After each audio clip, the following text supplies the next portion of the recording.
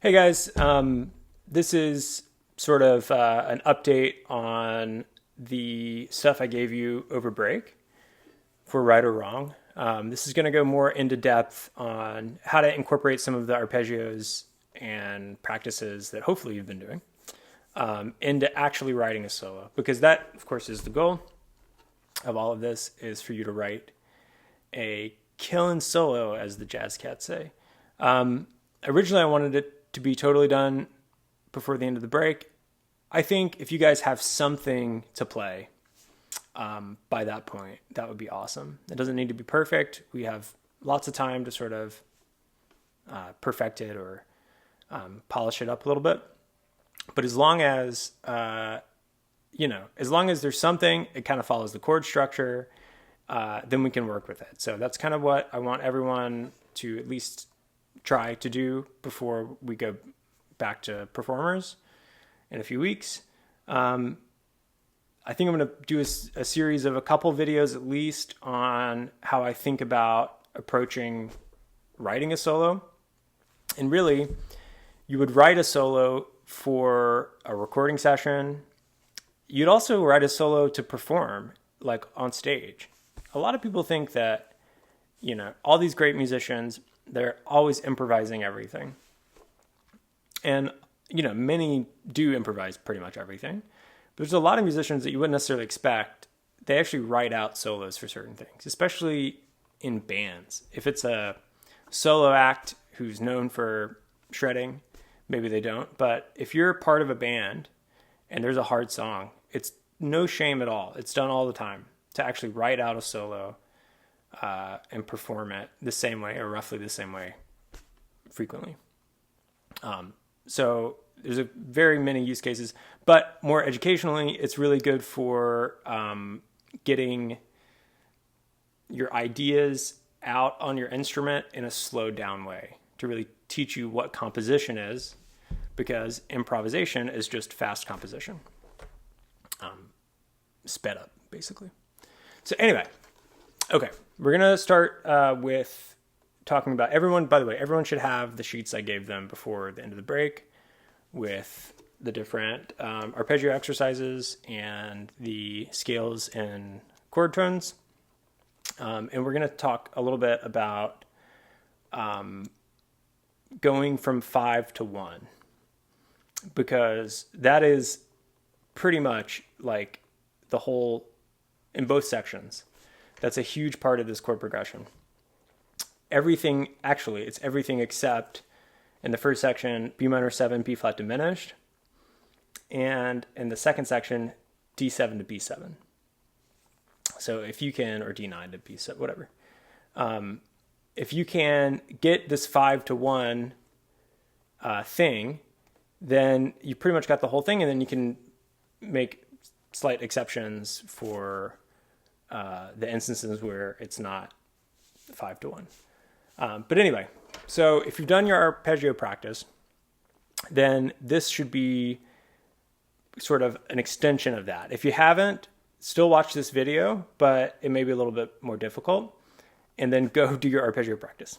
Thanks.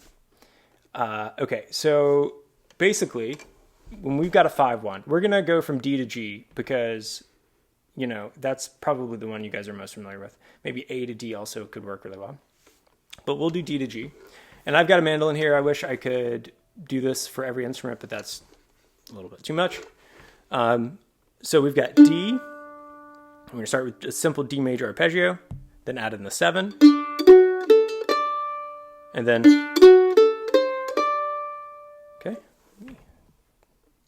lower this down a bit. So if you remember, the 7 of your 5 chord, in this case D, is always going to be really close, in fact, as close as possible, it's a half step, away from the 3rd of your 1 chord. Now, obviously, when I talk about 5-1, obviously G is the only 1 in this chord progression. The song's in the key of G. But you can think of all these relationships as 5-1. E to A, 5-1. A to D, 5-1. D to G, 5-1. A minor to D, even though it's a minor, it's still a 5. And then later on, even B7 to E7 is a 5 to 1. So everything is 5 to 1. So when I say tonic or root note in this context, I mean the one that you're going to, not necessarily the one of the tune. In this case, it is the one of the tune because it's G. So we'll start D arpeggio, D7 arpeggio, and then we always find that third of the root note of the one chord, I should say, which in this case is B. G, B, D is our triad for G. So we've got D, F sharp, A, D, C, B. And that is by far the most common way. And I don't want you to overthink this. Like, this is a perfectly valid way. If you did this on every 5 to 1, some version of this, obviously you don't want to do the same thing every time. But if you did some version of this where you land on the third after having played the 7, it would be a great solo. You could totally write a cool solo like that. So we'll maybe get into some other methods later, but we're going to talk about this exact relationship. 7 of your 5 chord down to the 3 of your 1 chord. Okay, so how do we do this? We can play arpeggios.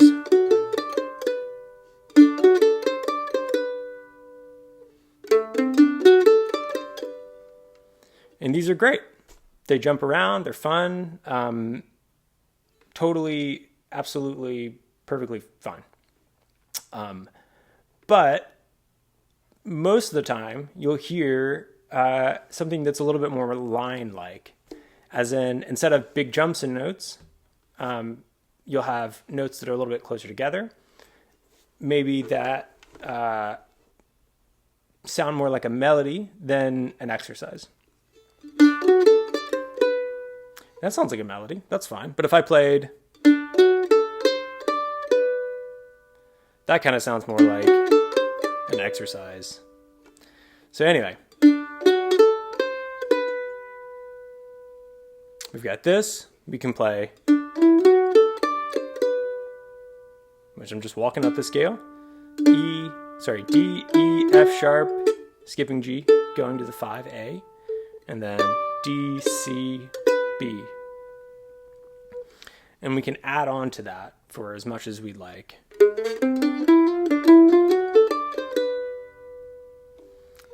And we can move it around into different positions. So on the mandolin, we've got this C to B thing here as well. On other instruments, you'll have it in other places. So if we play,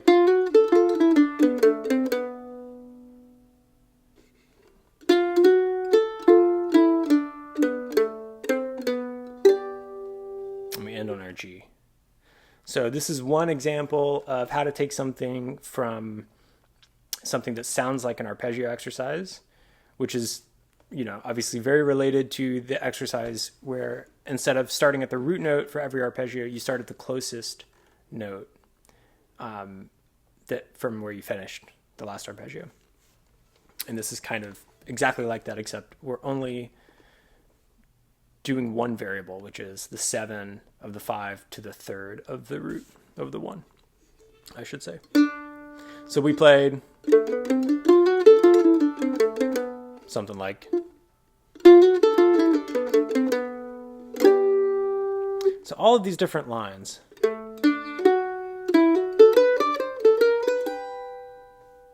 We have this nice stepwise motion.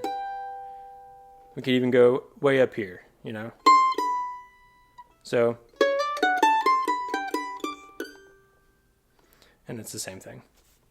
So that is 7 of 5 to 1 of, to 3 of 1. And let's take another example. So we just did D to G. Now let's do E to A. So if we play the arpeggio, we have our 7 of D, or of E, which is D. And then we have our 3rd of A, which is C sharp. Always a half step from each other, half step down.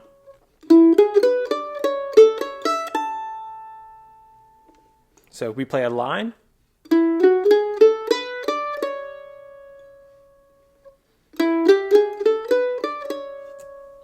Screen went dark. Okay.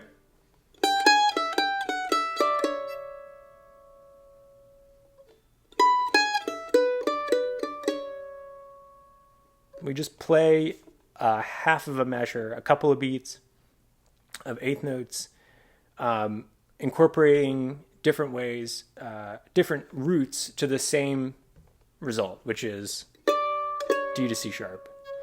And of course, we move that around. We can play D to C sharp here as well on different instruments. It'll be in different places. But we can play along our E scale, right? Which is sort of the scale that I gave you on the second page of that document. We can play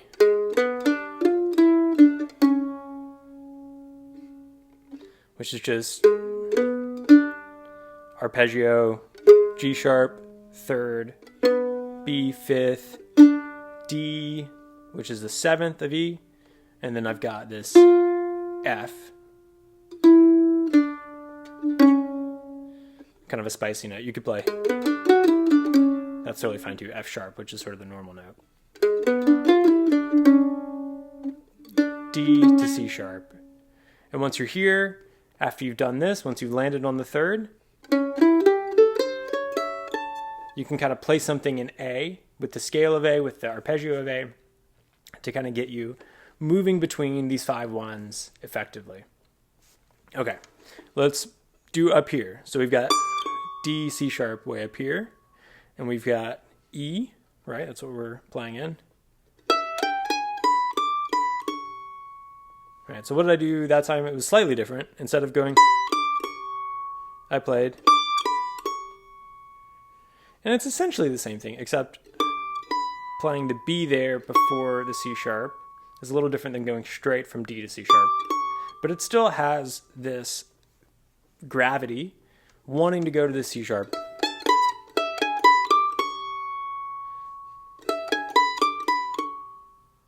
Because you still got this 7 in there. So you can mess around with it. It doesn't always have to go exactly the same way every time. Okay, let's do a different one. Let's go A to D. A, we have G as our 7. And then we have F sharp. Half step below that is the third of D. So we've got our arpeggio first, just like the other ones. So that's A, C sharp, A, C sharp, E, A, G, and then F sharp there. Okay. Octave down.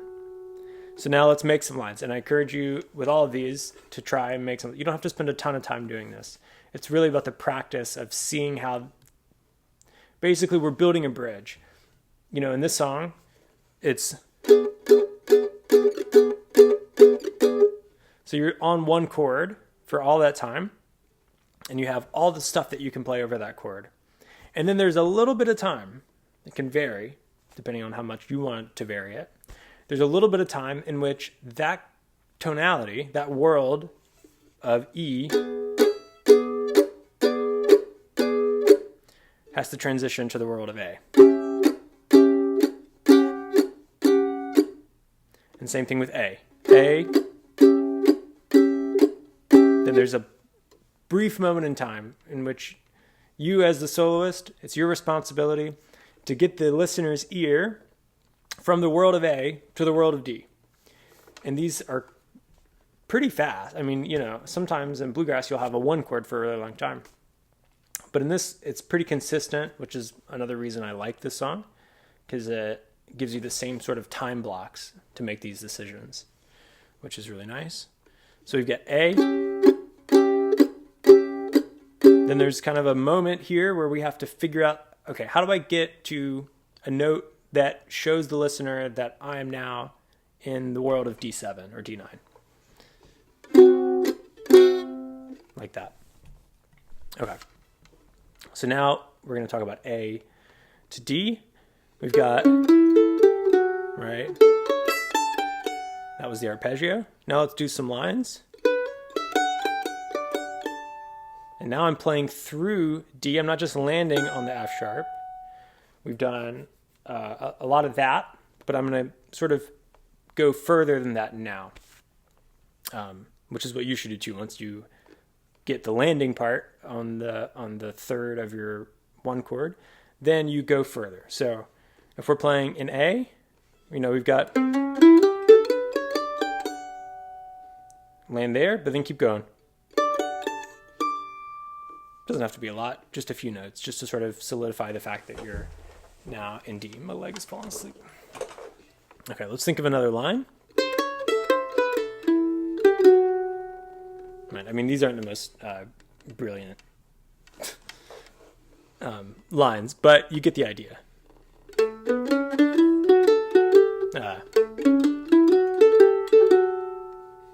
And then keep going.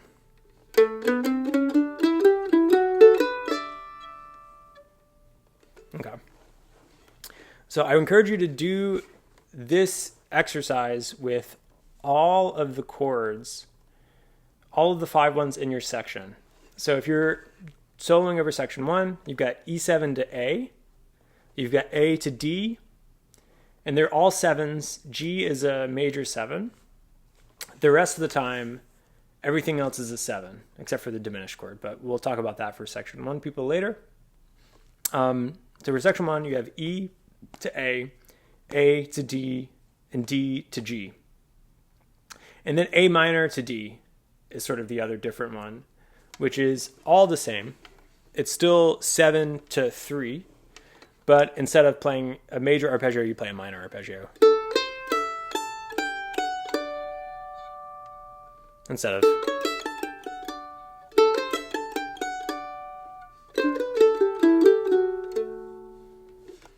all that good stuff. Okay. In section 2, pretty much the same thing, except there's one difference, which is the B7 to E7. So we'll go over that really quickly.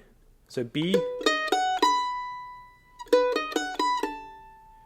D sharp, F sharp, B, A is your 7, and then G sharp is your third of your root note. So if you've got make up lines, and then keep going.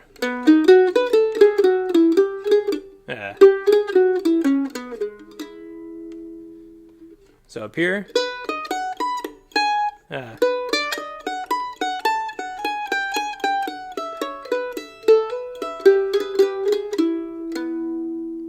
again, not brilliant by any means, but it's an exercise. It's not necessarily supposed to sound good right now. It's just getting these transitionary periods under your fingers and to make you really aware of where the magic happens in soloing over complicated chord progressions. Obviously, you can make magic happen over one chord. We do that all the time in bluegrass. But in these sort of faster paced, more chord environments, a lot of the cool stuff is going to be the transitions in between the chords. So that's one way to do it. I'd highly recommend you practice with that. Just a quick review. 5-to-1 relationship. The whole thing is chock full of them.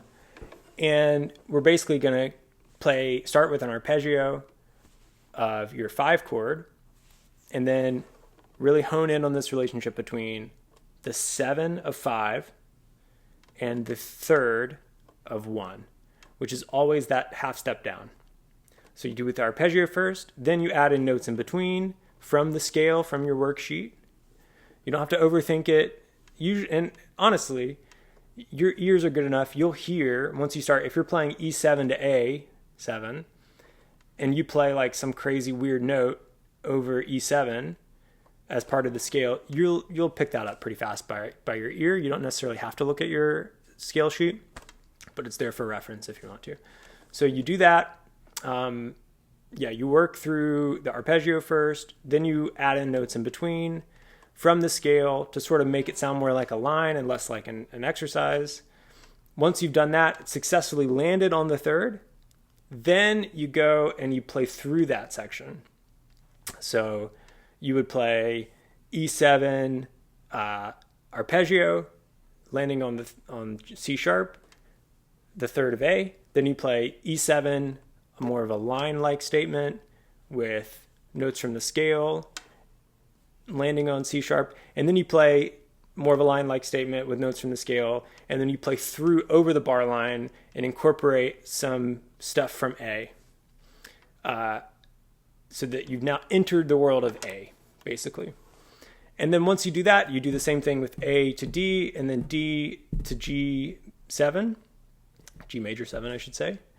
Once you've done this, you've essentially made a solo already, because the whole thing is just these relationships. So if you can master this one way to sort of deal with that relationship, which is the most common way, then I think you'll be off to a good start. We'll talk about some other ways to kind of talk about this relationship. And then there's a bunch of other things I want to talk about, but this video is already 20 something minutes long.